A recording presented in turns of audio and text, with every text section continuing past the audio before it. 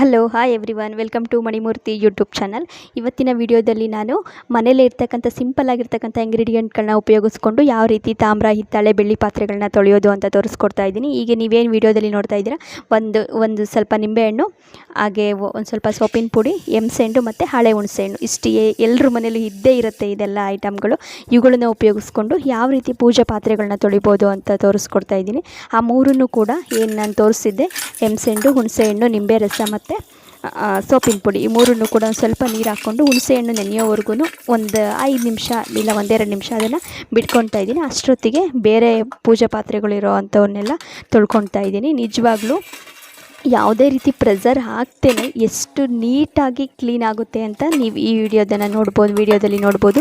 ಎಲ್ಲೂ ಕೂಡ ವಿಡಿಯೋನ ಸ್ಕಿಪ್ ಮಾಡಿದೆ ಫಸ್ಟಿಂದ ಲಾಸ್ಟ್ವರೆಗೂ ನೋಡಿ, ನಿಮಗೆ ಗೊತ್ತಾಗುತ್ತೆ. ಎಷ್ಟೆಷ್ಟೋ ಪೌಡರ್ಗಳನ್ನ ಯೂಸ್ ಮಾಡಿ ಕ್ಲೀನ್ ಆಗಿಲ್ಲ ಅನ್ನೋರಿಗೆ ಇದು ಒಂದು ಸಿಂಪಲ್ ಆ್ಯಂಡ್ ಈಸಿ ಮೆಥಡ್ ಅಂತಲೇ ಹೇಳ್ಬೋದು. ವಿತಿನ್ ಒಂದು 5 ನಿಮಿಷದಲ್ಲಿ ಎಲ್ಲ ಹಿತ್ತಾಳೆ ಪಾತ್ರೆಗಳಾಗಿರ್ಬೋದು, ತಾಮ್ರದ ಪಾತ್ರೆಗಳಾಗಿರ್ಬೋದು ಅಥವಾ ಬೆಳ್ಳಿ ಪಾತ್ರೆಗಳು ಕೂಡ ಇದರಿಂದ ಕ್ಲೀನ್ ಆಗುತ್ತೆ. ಎಲ್ಲೂ ಕೂಡ ವಿಡಿಯೋನ ಸ್ಕಿಪ್ ಮಾಡಿದೆ ನೋಡಿ.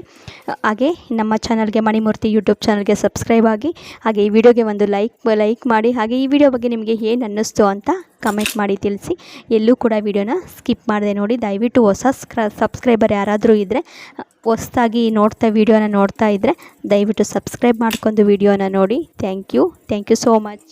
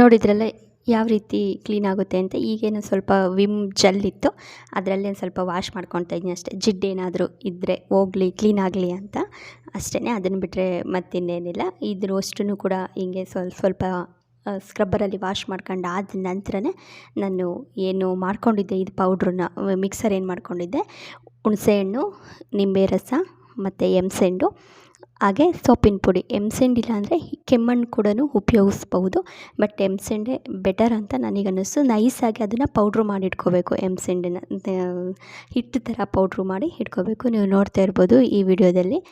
ಜಸ್ಟ್ ಅದ್ರ ಮೇಲ್ಗಡೆ ಸುಮ್ಮನೆ ಯಾವ ರೀತಿ ತೊಳಿತಾ ಇದ್ದೀವೋ ಅದೇ ರೀತಿಯೇ ಉಜ್ಜುತ್ತಾ ಇದ್ದೀನಿ ಅಷ್ಟೇ. ಯಾವುದೇ ರೀತಿ ಪ್ರೆಷರ್ ಏನು ಹಾಕ್ಬಿಟ್ಟೇನು ಉಜ್ಜುತ್ತಾ ಇಲ್ಲ. ಬೇರೆ ಯಾವುದೇ ರಾಸಾಯನಿಕ ಪೌಡ್ರುಗಳನ್ನ ಉಪಯೋಗಿಸೋದಕ್ಕಿಂತ ಇದು ಬೆಸ್ಟ್ ಮೆಥಡ್ ಅಂತ ಅನ್ಬೋದು. ವಿಡಿಯೋನ ಎಲ್ಲೂ ಸ್ಕಿಪ್ ಮಾಡಿದೆ, ಲಾಸ್ಟ್ ಎಂಡ್ವರೆಗೂ ನೋಡಿ. ಅಲ್ಲಿ ನೀವು ಇದು ಪಾತ್ರೆಯಲ್ಲಿ ನೋಡ್ಬೋದು, ನಾಮ ಇರುತ್ತೆ ಅಲ್ಲಿ. ಅದನ್ನು ಜಸ್ಟ್ ಹಿಂಗೆ ಒಂದು ಸ್ವಲ್ಪ ಹುಣಸೆ ಹಣ್ಣಲ್ಲಿ ಹಿಂಗೆ ಪ್ರೆಸ್ ಮಾಡಿದರೆ ಸಾಕು, ಅದ್ರ ಕಲೆನೂ ಕೂಡ ಹೋಗುತ್ತೆ. ಅದಕ್ಕೋಸ್ಕರ ವಿಡಿಯೋನ ಎಲ್ಲೂ ಕೂಡ ಸ್ಕಿಪ್ ಮಾಡಿದೆ ನೋಡಿ. ಹಾಗೆ ನೀವು ಈ ಒಂದು ಮೆಥಡನ್ನು ನೀವು ಕೂಡ ಟ್ರೈ ಮಾಡಿ ನೋಡಿ, ನಿಮಗೆ ಅನಿಸುತ್ತೆ ಇಸ್ ದ ಬೆಸ್ಟ್ ಮೆಥಡ್ ಅಂದ್ಬಿಟ್ಟಂತ. ವಿಡಿಯೋ ನೋಡಿದ್ದಕ್ಕೆ ಥ್ಯಾಂಕ್ ಯು. ಹೀಗೆ ಎಲ್ಲೂ ಕೂಡ ವಿಡಿಯೋನ ಸ್ಕಿಪ್ ಮಾಡಿದೆ ನೋಡ್ತಾ ಇರಿ.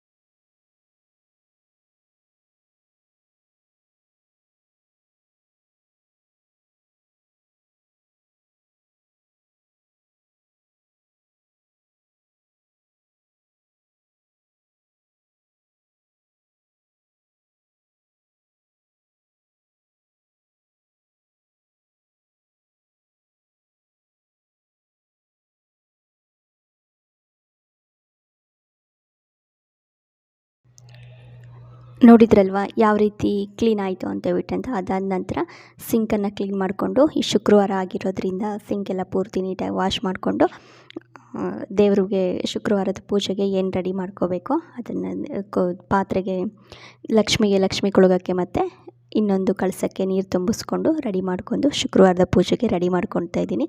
ನಾನು ಪ್ರತಿ ಶುಕ್ರವಾರ ದೇವರು ಪೂಜೆ ಸಾಮಗ್ರಿಗಳನ್ನು ಪ್ರತಿ ಶುಕ್ರವಾರ ಮಾತ್ರ ತೊಳ್ಕೊಳ್ತೀನಿ. ಪ್ರತಿ ಶುಕ್ರವಾರ ದಿನ ನಾನು ಈ ರೀತಿ ಎಲ್ಲ ಪೂಜಾ ಪಾತ್ರೆಗಳನ್ನು ಕೂಡ ತೊಳ್ಕೊಂಡ್ರೆ ಇಡೀ ದಿನ ಈ ಮೆಥಡಲ್ಲಿ ನೀವೇನಾದರೂ ತೊಳೆದ್ರೆ ನಿಜವಾಗ್ಲೂ ಖಂಡಿತವಾಗ್ಲೂ ಯಾವುದೇ ರೀತಿ ಕಲೆಗಳಿರೋದಿಲ್ಲ. ಒಂದು ವಾರದವರೆಗೂ ಕೂಡ ದೇವ್ರ ಮನೆ ಐಟಮ್ಗಳು, ದೇವ್ರ ಮನೆ ವಸ್ತುಗಳು ಫ್ರೆಶ್ ಆಗಿರುತ್ತೆ ಮತ್ತು ಅವಾಗ ತಾನೇ ತೊಳೆದಿರೋ ರೀತಿ ಇರುತ್ತೆ. ನೀವು ಒಂದು ಸಲ ಈ ಒಂದು ಮೆಥಡನ್ನು ಟ್ರೈ ಮಾಡಿ. ಹಾಗೆ ಈ ವಿಡಿಯೋ ನೋಡಿದ್ದಕ್ಕೆ ತುಂಬ ಧನ್ಯವಾದಗಳು. ಈ ವಿಡಿಯೋ ಇಷ್ಟ ಆದರೆ ಒಂದು ಲೈಕ್ ಮಾಡಿ, ಹಾಗೆ ನಿಮ್ಮ ಫ್ರೆಂಡ್ಸ್ ಆ್ಯಂಡ್ ಫ್ಯಾಮಿಲೀಸ್ಗೆ ಶೇರ್ ಮಾಡಿ. ಹಾಗೆ ನನ್ನ ಚಾನಲ್ಗೆ ಸಬ್ಸ್ಕ್ರೈಬ್ ಆಗಿ, ಸಬ್ಸ್ಕ್ರೈಬ್ ಜೊತೆಗೆ ಬೆಲ್ಲೈಕನನ್ನು ಪ್ರೆಸ್ ಮಾಡೋದ್ರಿಂದ ನಾನು ಹಾಕೋವಂಥ ಎಲ್ಲ ವಿಡಿಯೋ ನೋಟಿಫಿಕೇಷನ್ಸ್ ಕೂಡ ನಿಮಗೆ ಬಂದು ತಲುಪುತ್ತೆ. ವಿಡಿಯೋ ನೋಡಿದ್ದಕ್ಕೆ ತುಂಬ ಧನ್ಯವಾದಗಳು. ಈ ವಿಡಿಯೋನ ಶೇರ್ ಮಾಡಿ, ನಿಮ್ಮ ಫ್ರೆಂಡ್ಸ್ ಆ್ಯಂಡ್ ಫ್ಯಾಮಿಲೀಸ್ಗೆ ಶೇರ್ ಮಾಡಿ. Thank you so much.